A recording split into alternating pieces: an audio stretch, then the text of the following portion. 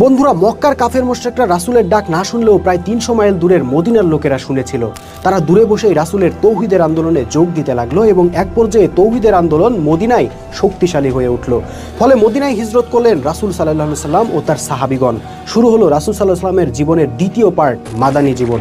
বন্ধুরা, এই পর্বে এসে রাসূল সাল্লাল্লাহু আলাইহি সাল্লামের কর্মপদ্ধতি আপডেট হলো, কারণ মদিনায় তিনি আর কোনো সাধারণ মানুষ নন।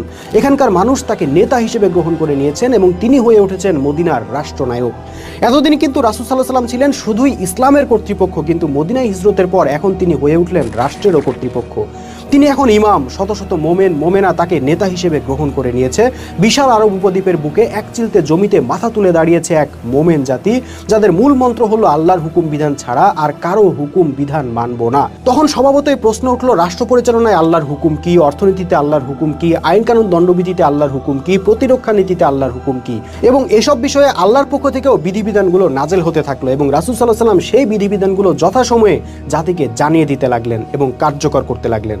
এর জন্য কিন্তু রাসূল সাল্লাল্লাহু আলাইহি সাল্লামকে কোনো ওয়াজ মাহফিলে অতিথি হয়ে যেতে হয় নাই, বরং যেহেতু তিনি রাষ্ট্রনায়ক ছিলেন, কাজে তার বক্তব্য শোনার জন্যই জনগণকে তার কাছে ও তার প্রতিনিধিগণের কাছে আসতে হতো। জুমার দিনে সকল মোমেন মোমেনার মসজিদে নববীতে আসা বাধ্যতামূলক ছিল, আর সেই জুমার খুতবায় রাসূল সাল্লাল্লাহু আলাইহি সাল্লাম প্রতি সপ্তাহেই জাতিকে সুন্দরভাবে আল্লাহর বিধি বিধান আদেশ